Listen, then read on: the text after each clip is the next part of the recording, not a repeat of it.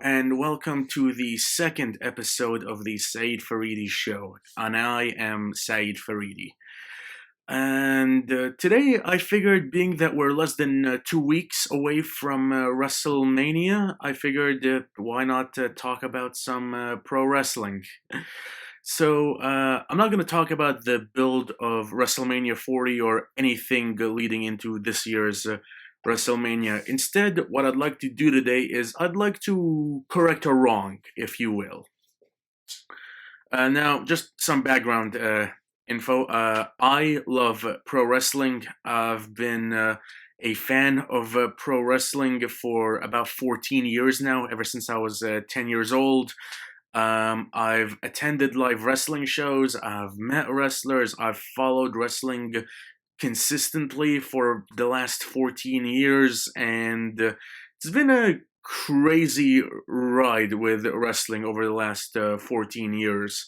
But I want to look at a period that almost made me give up on wrestling, and that period was SmackDown during 2017. And I am, of course, talking about Jinder Mahal's WWE Championship reign. Now, going into 2016, I was a little disenchanted with the product. This was obviously the beginning of Roman Reigns' babyface. Well, not the beginning, more like right in the middle of Roman Reigns' babyface push. And WrestleMania 32 in 2016 was awful, horrendous, very bad. That main event was one of the worst matches I've had the misfortune of ever watching. And yeah, just not a good time to be a wrestling fan. But with the brand split and my discovery of black and gold era NXT, my love for wrestling was rejuvenated due to Tuesday night SmackDowns and what they were doing on NXT. And these two shows were great at the time. And SmackDown was consistently good up until the SmackDown after WrestleMania 33. Jinder Mahal, they gave him a push, they put the championship on him, and what followed was a nightmarish, horrible, and painful 5 or 6 months of just garbage. Like, there is no other way for me to describe what Jinder Mahal's championship reign was. The feud with Randy Orton was terrible. The feud with Nakamura was even worse. Nakamura himself, we're going on almost 7 years later, has never fully recovered from that feud. The value of the WWE Championship was reduced so much that it was quite literally yesterday's garbage. So I figured I'd correct that error. Specifically, I want to correct the booking of the WWE Championship from 2017 through 2018. And I say 2018 because even though I love AJ Styles, I think he's great. His reign in 2018 that lasted almost that entire year, I felt that personally overstayed its welcome, especially because it felt like it was the time to put the belt on Nakamura or Joe, but he held the reign for pretty much the entire year. So I figured I'd correct the booking of the WWE Championship for 2017 all the way through 2018. And this is going to be broken down into phases, beginning towards the end of 2016 all the way through around the tail end of 2018, so almost a 2 year stretch. So let's get started, shall we? So we begin on the final SmackDown of 2016, which one of the best television or like wrestling weekly TV shows ever. That final SmackDown of 2016 legitimately felt like a pay-per-view. And the I want to talk about the opening match and the ending match. So the opening match was the Wyatt family, represented by Randy Orton and Bray Wyatt, rest in peace, with Luke Harper in the corner, taking on American Alpha, the Usos, and Heath Slater and Rhino in a four-team elimination match. Now, I would make our first difference here. I would actually have the Wyatt family, Bray and Randy, retain in this match. And because I felt like the Wyatt family, them winning the tag team championships at TLC that year was a great moment. This felt like the true beginnings of a Bray Wyatt main event push. Him, Randy, and Luke Harper were a great pairing. I really enjoyed that storyline and felt like they deserved a longer run as the tag team champions. So I would have them retain, and the main event, which was AJ Styles defending the WWE Championship in a triple threat against Dolph Ziggler and Baron Corbin, have that play out the same way it did in real life. AJ retains and he stares down John Cena to close the final SmackDown of 2016. We flash forward to 2017, and specifically the Royal Rumble. Now, to open the Royal Rumble, I would book the Wyatt family defending the SmackDown Tag Team Championships. This would be Bray and Luke Harper against the Alpha Academy, with Randy Orton obviously in the corner of the Wyatt family. And I would have them give them a solid amount of time, roughly 15-ish minutes, and I would have the closing sequence be this. I would have the referee knocked down, and then Randy Orton, he comes in to try and hit an RKO on Chad Gable, but he ducks, and at the same time Luke Harper accidentally hits his discus lariat on Randy Orton, so he gets knocked down. Jason Jordan knocks Bray Wyatt off the apron. They hit their tag team finish on Luke Harper, and the match ends with Luke Harper getting pinned and American Alpha becoming the SmackDown Tag Team Champions. And the closing shots of this match is just Luke Harper laying in the ring. He's getting up, and you have Randy and Bray just on the outside with this look on their faces of what just happened, along with anger. Flash forward later in the card, AJ Styles versus John Cena for the WWE Championship was a great match in real life, and we keep the same outcome. Cena beats AJ and becomes a 16-time world champion in WWE. And then the 2017 Royal Rumble match. We flash forward into the final five, who I would have as Randy Orton, Luke Harper, Bray Wyatt, Roman Reigns, and Chris Jericho. Now, earlier in the night, Kevin Owens defended the Universal Championship against Roman Reigns, and Chris Jericho caused some interference. So I would have Chris Jericho try and be like, hey, 2 against 3 is better odds than every man for himself. So he's trying to like forge an alliance with Reigns, but Reigns hits Jericho with a Superman punch and throws him out of the ring. So now the final 4 are Roman Reigns and the Wyatt family, and the Wyatts all beat down Roman Reigns. He gets hit by a discus lariat, then the Sister Abigail into the RKO, but Reigns rolls out of the ring after that RKO, so it's just the Wyatts in the ring, and they're just going back and forth, and they're all a little pissed about losing the tag team championships, and Harper and Orton are just having the stare down with Bray Wyatt trying to maintain authority over him, but things break down and they start going at it. Luke Harper accidentally hits Bray Wyatt, and Wyatt is knocked down. Randy Orton capitalizes off of this. He hits an RKO on Luke Harper, and he goes to check on Bray, and then Bray throws Luke to the outside. Reigns makes his way back to the ring, and the rest of this sequence plays out the way it did in real life. Orton gets knocked down after saving Bray from a spear. Roman goes after Bray. Bray tries to hit a Sister Abigail. He counters. Roman throws Wyatt to the outside. Randy Orton counters a spear into an RKO. Randy Orton eliminates Roman, and he wins the 2017 Royal Rumble. Going into the Elimination Chamber, I would keep the build exactly the same, and at this point I would have Luke Harper out of the Wyatt family, and it's just Randy Orton and Bray Wyatt, and we book that one-on-one match, Randy Orton versus Bray Wyatt. No, not yet. Randy Orton versus Luke Harper, at Elimination Chamber, and Bray Wyatt is in the men's Elimination Chamber for the WWE Championship. And this plays out exactly as it did in real life. Randy Orton beats Luke Harper in what I believe was about a 20-minute match. Very good match from 2017. And Bray Wyatt wins the men's Elimination Chamber. He pins AJ Styles and John Cena like he did in real life, and he becomes the WWE Champion.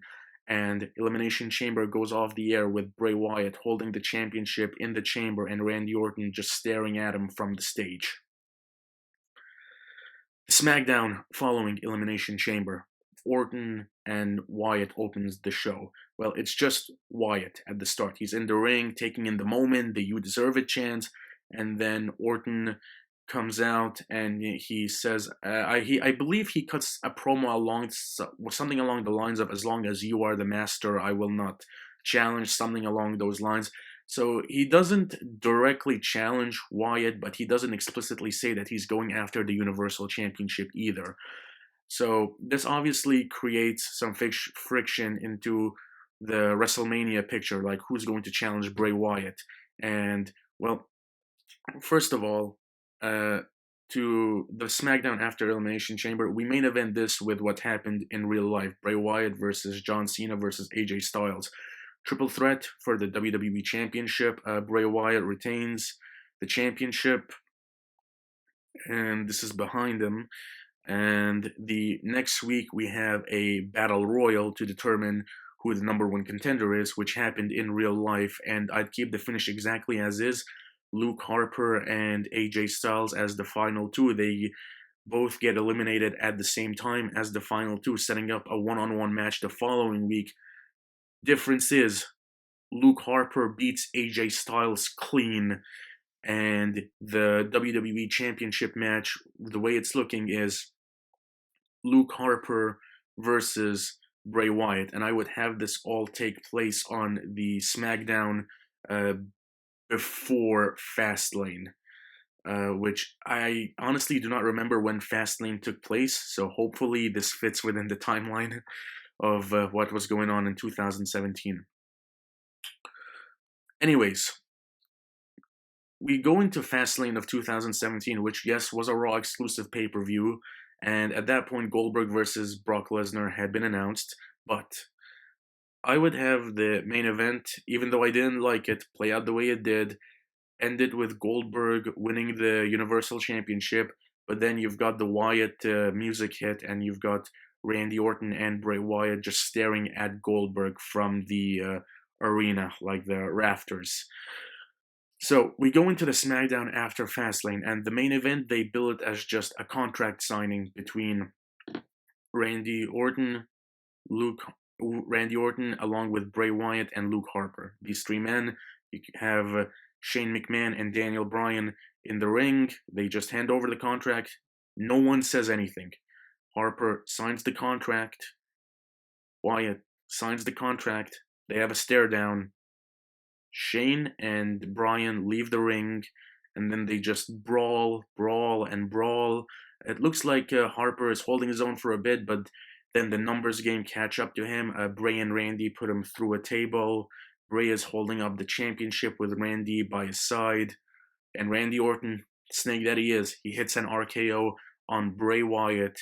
He picks up the contract and he signs it, and we get a triple threat match for the WWE Championship at WrestleMania 33, which this is the match that I believe that should have happened in WrestleMania in 2017. That one-on-one between Bray and Randy was not a good match, and Luke Harper 1000% should have been included in that match to A, make it better, and B, have this all make sense in the storyline, because it didn't make sense for him not to be included in the world title match.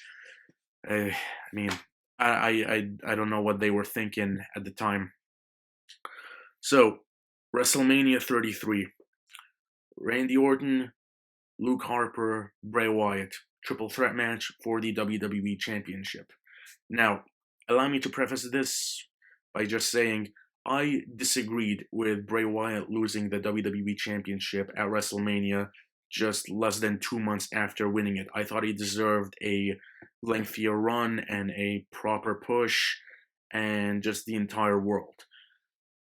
However, for storyline reasons, given that Bray was drafted to Raw after this WrestleMania, and looking at the landscape of SmackDown following WrestleMania 33, and I've gone back and forth on this, and I think the way I would book it, I would have this play out like it did in real life. I would have Randy Orton win this match, but not in the way you might be expecting.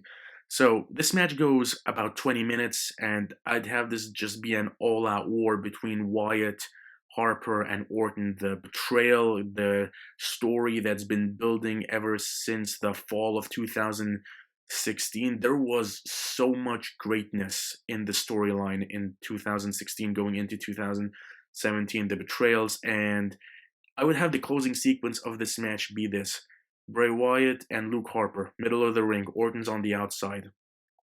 Bray is about to hit Sister Abigail on Luke Harper. Harper counters. He hits his own Sister Abigail on Wyatt.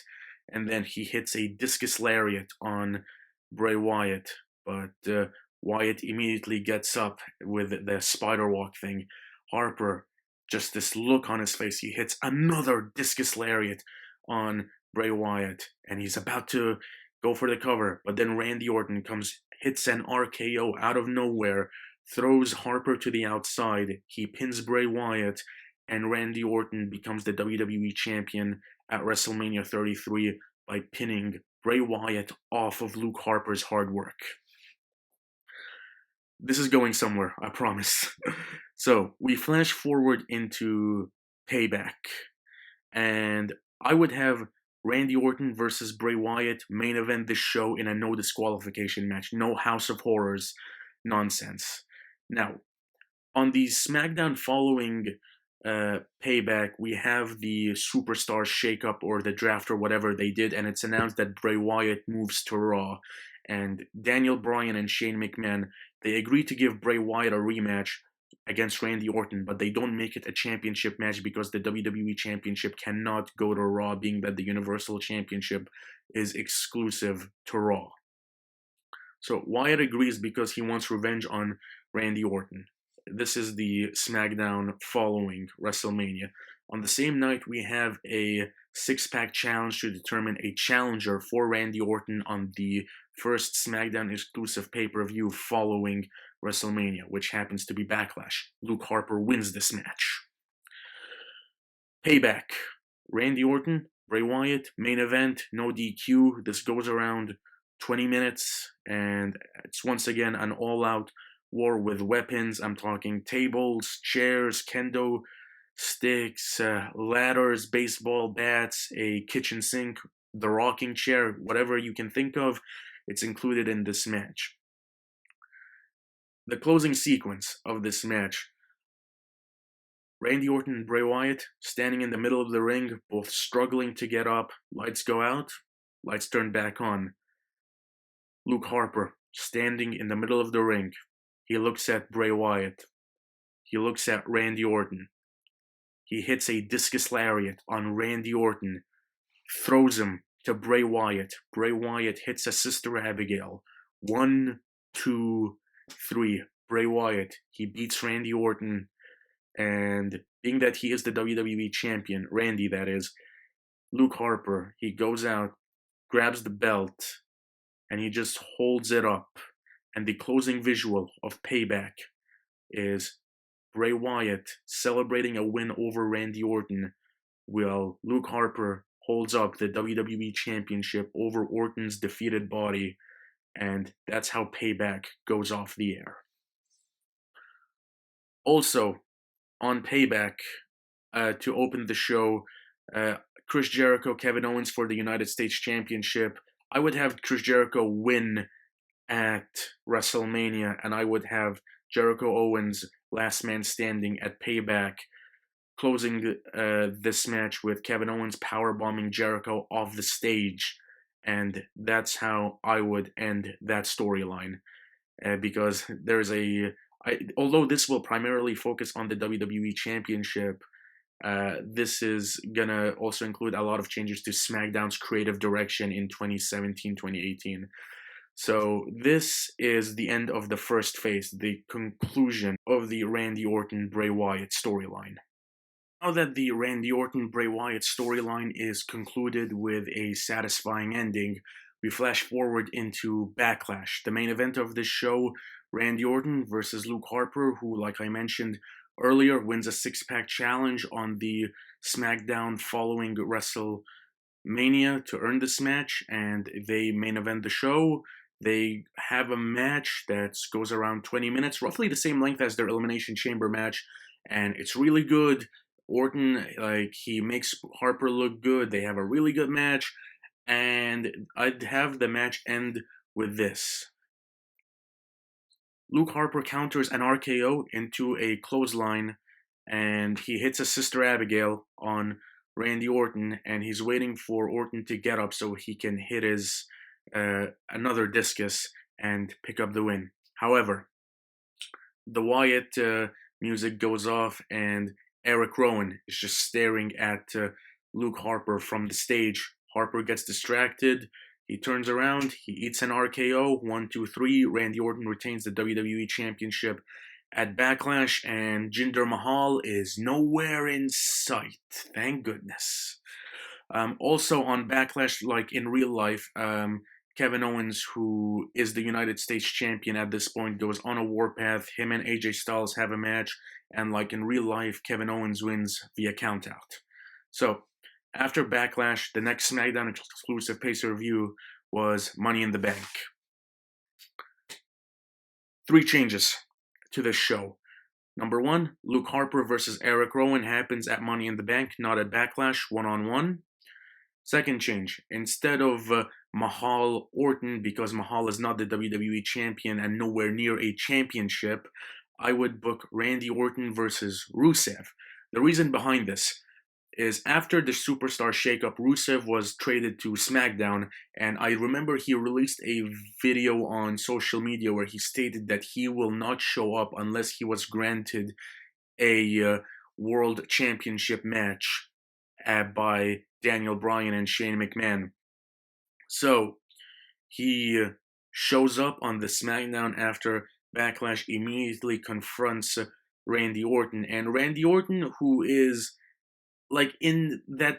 he's not a full in-betweener. He's definitely leaning more towards heel, but he's not a full-on heel yet.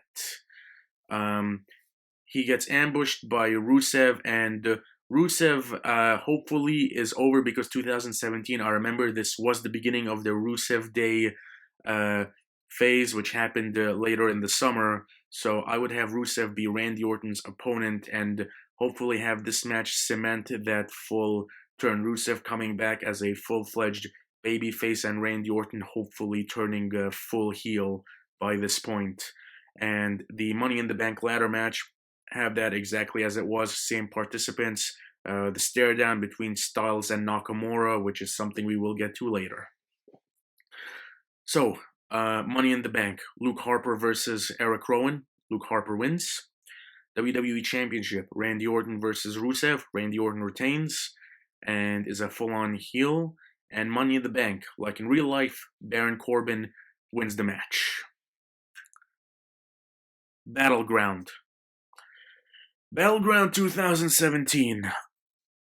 One of the worst wrestling pay-per-views of the 2010s. Maybe of all time, to be perfectly honest.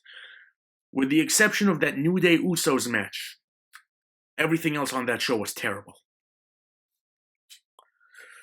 So, how do we rectify this? For starters, no Punjabi prison match. Instead, our main event, a fully heel Randy Orton versus Sami Zayn, who wins a battle royal to earn this opportunity. And Sami Zayn, you want to talk about baby faces. Sami Zayn. So Randy Orton versus Sami Zayn is our main event, and you have the heel babyface dynamic. They can cut some really good promos in the lead up to this match. Sami Zayn being the underdog, and Randy Orton being a guy who's been to the top of the mountain time and time again. So, this writes itself. And I would have Randy Orton win this match. Yet give Sami Zayn a very, very believable 2 count after he hits a Blue Thunder bomb in, and then he hits the Haluva kick afterwards. A very believable 2 count, like 2 9/10. But Randy Orton wins this match. Also on Battleground, we have a triple threat for the United States Championship. Oh, no, not a triple threat. We have a fatal 4-way for the United States Championship with AJ Styles, who is the champion at this point. He wins the championship like he did in real life at a house show in Madison Square Garden. So he defends in a 4-way match against Kevin Owens, John Cena, and Rusev. We don't do that flag match, and we sort of just combine everything here, and I think a fatal 4-way with these 4 guys should be great. Have AJ Styles retain the United States Championship. Also on the undercard, Baron Corbin versus Luke Harper, with Luke Harper pinning Baron Corbin in about 10 minutes. SummerSlam, like in real life, Baron Corbin versus John Cena, and Baron Corbin is still Mr. Money in the Bank because that horrible cash-in never happens. So Baron Corbin, he goes into SummerSlam as Mr. Money in the Bank against John Cena. For the United States Championship, it's a triple threat match with AJ Styles, Kevin Owens, and Luke Harper. The reason for this is AJ Styles, he pinned Kevin Owens, but Kevin's foot was on the rope. The referee didn't see that, so he goes to Shane and Daniel Bryan, and he calls for incompetent officiating. And basically, they do something along the lines of, hey, like, this isn't fair. I deserve a rematch for the United States Championship. But then Luke Harper lobbies for a rematch, and they do something along the lines of, okay, you two have a match, and the winner faces AJ at SummerSlam. And same thing happens again. Owens' foot is on the rope. Referee doesn't see it. Owens goes. He complains. And they're like, all right, fine. That was unfair. So a triple threat match for the United States Championship at SummerSlam. But with Shane McMahon as the special guest referee to confirm that no shenanigans will happen. And for the WWE Championship, Randy Orton versus Shinsuke Nakamura. Now, when Nakamura got called up, I didn't like that he got immediately thrust into the world title scene because how could you have him lose? And yeah, they had him lose it twice against Mahal, and he has honestly never recovered in the last 7 years. So instead, I would keep his booking pretty much as is. He beats Ziggler in his debut. He has that stare down with AJ Styles at Money in the Bank. He goes over somebody at Battleground and essentially give him like wins and wins and wins to the point where he's racked up so many wins that he's got no choice but to be in the world title scene. So on the road to SummerSlam, like in real life, I would have Nakamura just rack up wins, and rack up more and more wins. I don't do the Cena match on a random SmackDown just yet. I actually hold on to that for. Nah, actually, you know what? Nix that. I would have a number one contender match between Nakamura and Cena, like they did in real life, because Nakamura earned all these wins, and Cena's like the standard bearer. So Nakamura, Cena, number one contenders match. Nakamura wins. He beats Cena. He is the number one contender for Randy Orton. And yeah. So SummerSlam, like in real life, Cena beats Corbin. The triple threat match for the United States Championship. Luke Harper wins by pinning AJ Styles.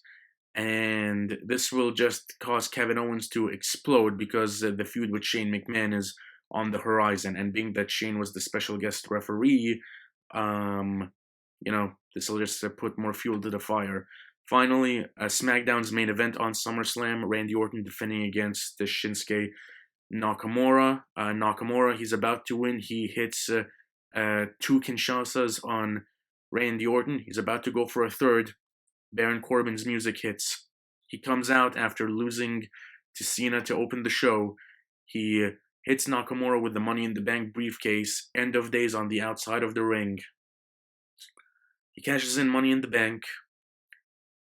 End of days on Randy Orton, and Baron Corbin is the new WWE Champion.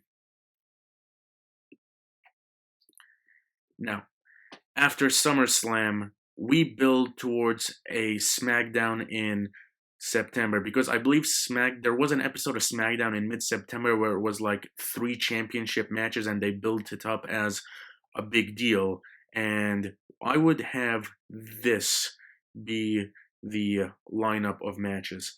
We have Shinsuke Nakamura versus Sami Zayn, a rematch from their classic at TakeOver Dallas the year prior.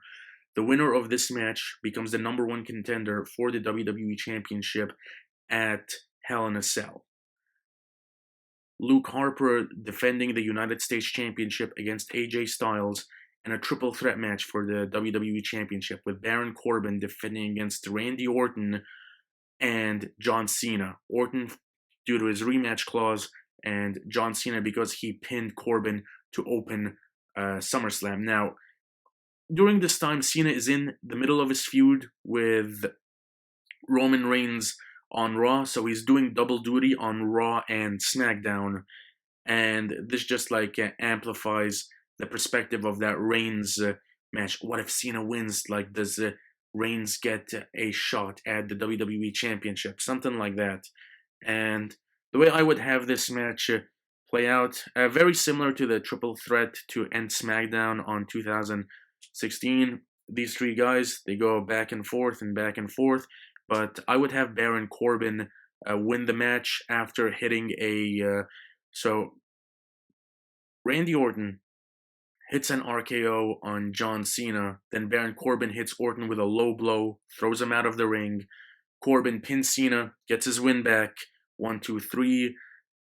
So our Hell in a Cell, not main event, because the main event of Hell in a Cell is still going to be Shane McMahon versus Kevin Owens, with Sami Zayn turning heel, the same way it played out in real life. The only difference is Sami Zayn has a match to open Hell in a Cell. He gets a shot against Luke Harper for the United States Championship, which Harper wins, and this just amplifies him eventually turning heel. But Baron Corbin versus Shinsuke Nakamura.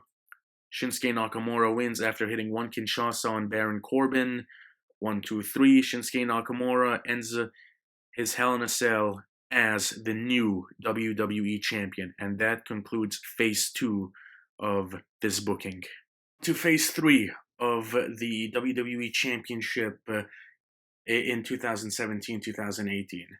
So we flash forward past the Survivor Series because, I mean, it's brand warfare, champion versus champion, which is a concept I never really liked, but, I mean, doesn't really take a lot of effort to book that, so I'm just going to skip over it. And we go into Clash of Champions, the final SmackDown pay-per-view of 2017.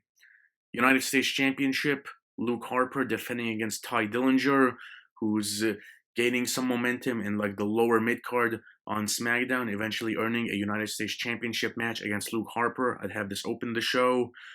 Shinsuke Nakamura defends the WWE Championship against Randy Orton in a steel cage to main event the show.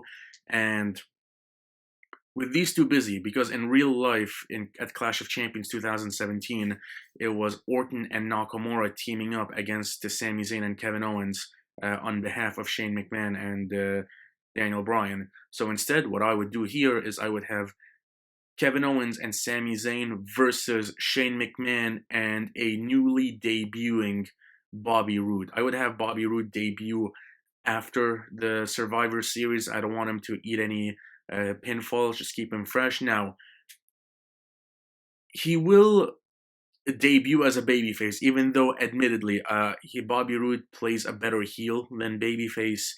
So we'll get to that in this match. So Harper versus Dillinger, really good. Goes a little over 10 minutes. Luke Harper retains. Show of respect at the end. Both men shake hands. And that's that. In the middle of the show, Kevin Owens and Sami Zayn versus Shane McMahon and Bobby Roode. Daniel Bryan is on the outside acting as an enforcer because his in-ring return is going to be happening in a couple of months. And this is the tease to that. But during this match, it goes on, pretty standard tag team match. Bobby Roode turns on Shane McMahon and he doesn't align himself with Sammy and KO. It's just like he says, "Hey, I'm not joining you guys, but I got your back if you need it." Something along those lines. So Bobby Roode, he hits a DDT on Shane McMahon, and then Kevin Owens hits a senton, and 1, 2, 3. Shane McMahon gets pinned, and Daniel Bryan is just left there trying to shield Shane from Sammy, KO, and Bobby Roode. Main event, Orton Nakamura, steel cage, Shinsuke Nakamura retains by pinfall, and that concludes SmackDown in 2017. We flash into the 2018 Royal Rumble. Now, being that Shinsuke Nakamura is the WWE Champion, he's not in the Royal Rumble, so he's obviously going to be defending the WWE Championship. Now, who is he defending it against? I would have a rematch between Cena and Nakamura for Royal Rumble. Cena comes back, challenges Nakamura. He said, "Hey, you beat me once, so I'm here to get my win back." Something along those lines. And they have a match at the Royal Rumble. Bobby Roode challenges Ty Dillinger in a standard one-on-one match, a clash of Canadians, if you will. And no, actually, sorry, I misread my notes here. So it's Bobby Roode versus Ty Dillinger versus Luke Harper in a triple threat match for the United States Championship. And for the tag team championships, the Usos defend against Sami Zayn and Kevin Owens. So this is our SmackDown undercard for the Royal Rumble. Sami Zayn and Kevin Owens win the tag team championships from the Usos. Bobby Roode, he beats Luke Harper and Ty Dillinger to become the United States champion. And on social media, there's a photo up with Roode, Sammy, and KO. And Shinsuke Nakamura retains against John Cena in a match that goes longer and more physical than the match they had on SmackDown during the summer. The Royal Rumble match. AJ Styles wins the Royal Rumble. He made his debut in the Royal Rumble, and personally, I thought he was done a little dirty. I think he should have at least made it to like Final Four in that Royal Rumble, but we have him win the 2018 Royal Rumble, and the match that was teased at Money in the Bank 2017. You don't even wait for it. As soon as AJ Styles wins the Royal Rumble, you have Nakamura come out, and they just stare down, and right then and there, the match is confirmed for WrestleMania 34. So, to recap the Royal Rumble, AJ Styles wins the Royal Rumble, Nakamura beats Cena to open the show, they have that stare down, and in the middle of the show, Bobby Roode is the United States Champion, Sami Zayn and Kevin Owens are the new tag team champions. Fastlane. Shinsuke Nakamura defends the world title against Rusev. Now, this is still a babyface Rusev. Rusev Day has picked up all its steam. He's got Lana and Aiden English with him. Rusev Day is over. So over that he gets a shot against Nakamura for the WWE Championship. And Shinsuke Nakamura retains the WWE Championship against Rusev in the main event of the show.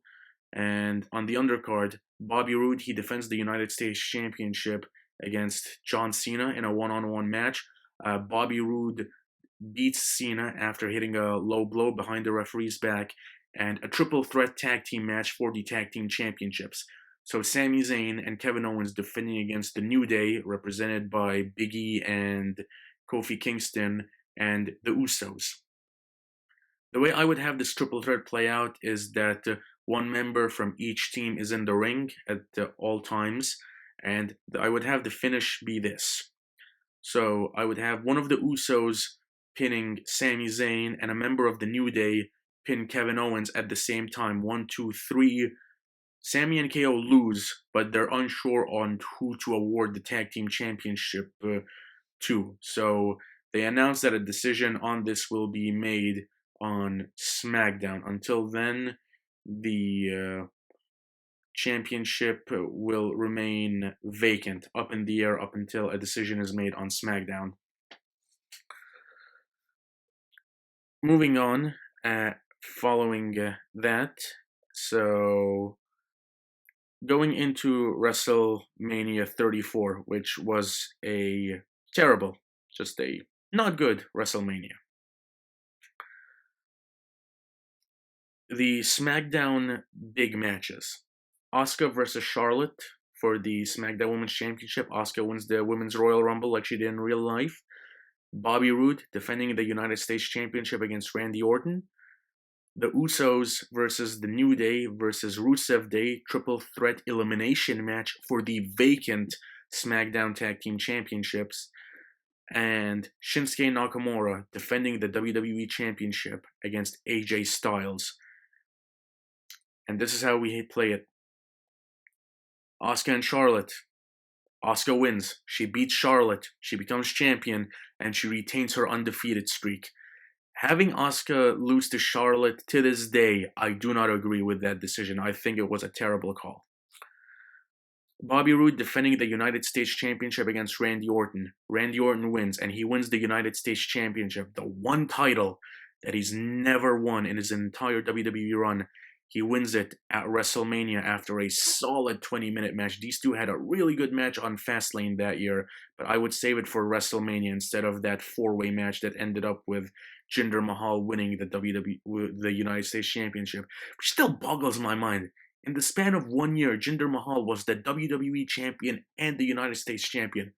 What in the world were they thinking? Tag Team Championship match. The Usos versus the New Day versus Rusev Day. Triple threat elimination match. Rusev Day wins. Rusev and Aiden English become the SmackDown Tag Team Champions on WrestleMania. And Nakamura versus AJ Styles. Now,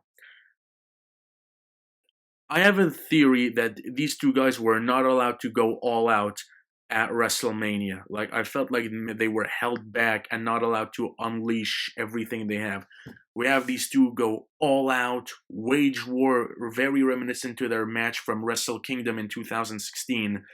And we have the closing play out like it did in real life. AJ Styles, he hits a Styles Clash. And he hits another Styles Clash. And he hits a third Styles Clash. Pins Nakamura. 1, 2, 3 in the middle of the ring. He wins. His music's playing. The crowd is cheering. Nakamura, he pulls the belt from the referee. Hands it to Styles. Places it on his shoulder. Raises his hand.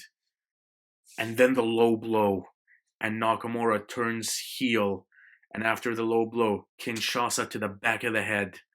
Nakamura walks away, turns heel, and that is the SmackDown portion of WrestleMania, which also concludes this phase of the booking.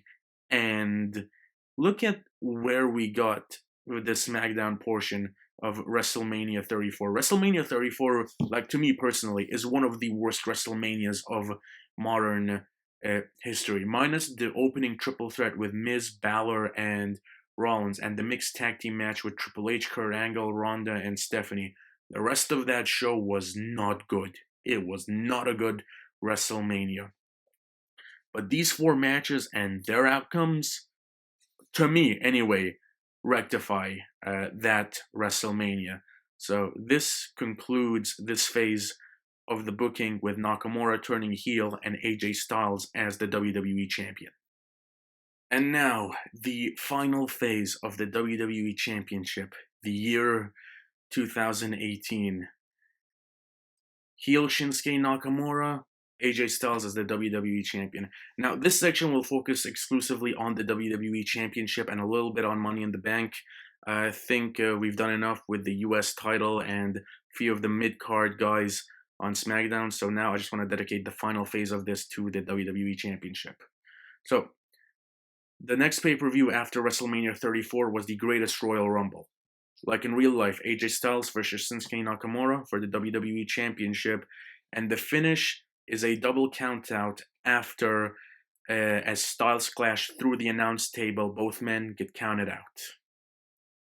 And that's how the match ends at Greatest Royal Rumble, which leads us straight into Backlash. And this is where I would have the feud culminate. The Nakamura Styles feud dragged on way longer than it should have. I mean, it lasted for essentially, what was it, 6 months, 6 or 7 months, and it overstayed its welcome. Everyone knew that Nakamura was not winning the title at Money in the Bank. It was too little, too late for him.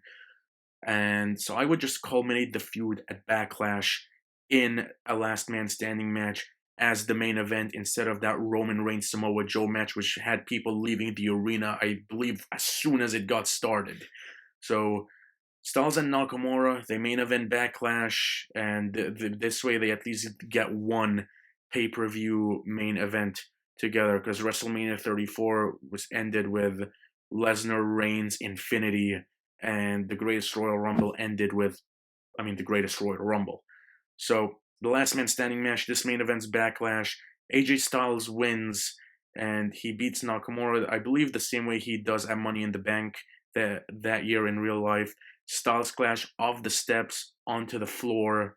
Nakamura doesn't make the 10 count, and AJ Styles leaves Backlash as the WWE Champion and as the last man standing. Money in the Bank. AJ Styles defends the WWE Championship against Jeff Hardy, who is not the United States Champion at this point. Haven't really figured out who I want to put that title on yet, but it's not Jeff. He's in this match against Styles for the WWE Championship, and this is like a transitional opponent for AJ. Jeff Hardy is a credible name. They have history with their time in TNA, and I think they can deliver a solid match. AJ Styles wins, obviously, and Samoa Joe is who I have win the Money in the Bank ladder match, and he becomes Mr. Money in the Bank. Extreme Rules. AJ Styles defends the WWE Championship against The Miz. The Miz, he got drafted to SmackDown. He's in the stages of his feud with Daniel Bryan at this point. The seeds have started to be planted. Obviously, they pick up the feud later in the summer, but he somehow manages to get a WWE Championship match at Extreme Rules against AJ Styles. And AJ Styles retains the championship, but after the match, Miz hits a skull-crushing finale on AJ, and Joe comes in, cashes in right then and there, and Samoa Joe puts AJ Styles in the Coquina Clutch, and Samoa Joe becomes the WWE Champion. AJ Styles passes out to the Clutch. The SmackDown following Extreme Rules, there is a big Samoa Joe opens the show. The Miz comes out, and he basically tells Joe, "Hey, you wouldn't be champion if it wasn't for me." And Samoa Joe is like, "You're right, Miz. I wouldn't be champion if it wasn't for you, and I think you deserve a reward. How about I give you a championship match later tonight?" And Miz tries to back out of it, but then SmackDown's general manager, who I believe was Paige at this point, was like, "You know what? I think that's a great idea." So the main event of SmackDown is The Miz versus Samoa Joe for the WWE Championship, and Samoa Joe submits The Miz in the Coquina Clutch in 2 minutes. But then AJ Styles comes out and he beats down Joe, and that match next week is confirmed for SummerSlam. So, SummerSlam, like in real life, Samoa Joe versus AJ Styles, except Joe is the champion and AJ is the challenger. We have the feud build the same way it did in real life, but the finish of this match, I would actually have AJ Styles hit a muscle buster no, Samoa Joe hits a muscle buster on AJ Styles, and he pins him 1, 2, 3 clean in the middle of the ring.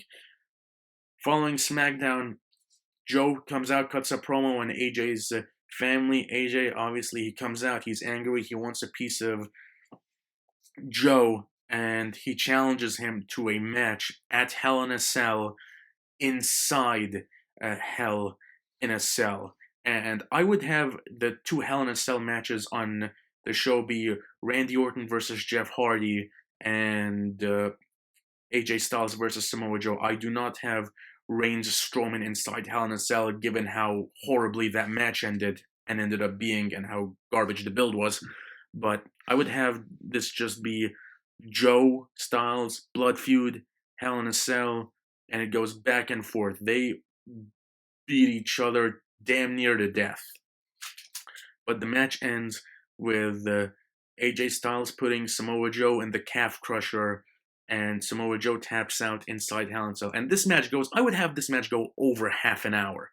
Like, this match can deliver, the feud called for something like this, and I think these two can deliver a great match inside Hell in a Cell. Super Showdown in Australia. I actually don't book a WWE Championship match on this show. I would have Miz versus Daniel Bryan in a #1 contendership match. I believe this is actually what happened in real life with AJ on commentary. And yeah, Bryan wins like he does. He earns a future WWE Championship match, and the two shake hands to close that out at Super Showdown. Crown Jewel. AJ Styles defends the WWE Championship against the returning Rey Mysterio. Now, Rey Mysterio made his return to WWE in 2018. He was announced for some tournament they had at the time. I don't have that. I have him basically, hey, I'm back and I want a shot at the WWE Championship. So AJ Styles defends against Rey Mysterio at Crown Jewel, and AJ Styles retains. And that rounds out Crown Jewel, and this brings us to our final match, the ending of this journey for booking the WWE Championship. The SmackDown before Survivor Series 2018, like in real life. AJ Styles defending against Daniel Bryan. Daniel Bryan wins, low blow, he turns heel, he becomes the WWE Champion, he goes into the match with Brock Lesnar at Survivor Series. They have that match, and then the very next SmackDown, he cuts that promo, and we get the new Daniel Bryan, and the rest of it plays out like it did in real life. He brings in that custom belt, he has the matches with Styles and the Elimination Chamber, and then Mustafa Ali, Kevin Owens, and then we enter Kofi Mania, and the rest is history. And that is how I would book the WWE Championship from the end of 2016 all the way to the end of 2018. And we accomplished a lot in this. I mean, Jinder Mahal is not the WWE Champion, never held the title, never even had a match. AJ Styles has 2 reigns that don't overstay their welcome like that first reign did. Shinsuke Nakamura and Samoa Joe have their moment in the sun. A lot of the mid-card guys like Rusev, Aiden English, Ty Dillinger, Luke Harper got their moment in the sun. So I hope that with this booking I was able to rectify a lot of the errors that was made by SmackDown during those 2 years. I hope you enjoyed this. WrestleMania being in 2 weeks, I figured I'd make a wrestling video. I'm excited for WrestleMania this year. Let's go, Cody. Gotta finish that story. Like, please, like, finish the story. Like, there's no other way for this to go. And yeah, if you enjoyed this, let me know what you think, and let me know if you agreed, if you disagreed. How would you have booked the WWE Championship in these 2 years? And that's all I got for today. If you enjoyed this video, please make sure to like and subscribe, and hey, I'll catch you on the next one. Till then, take care.